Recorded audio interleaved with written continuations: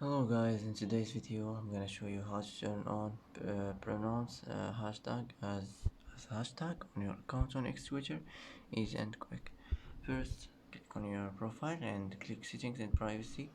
Now here click accessibility, display and language settings, and now click this accessibility, and here we'll find it pronouns hashtag as hashtag. Just click on it like this and it will be turned on, and that's it for today.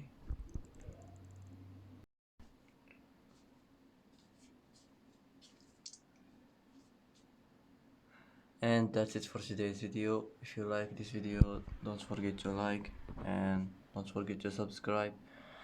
I hope this video is helpful for you, and thanks for watching till the end, and see you in the next video.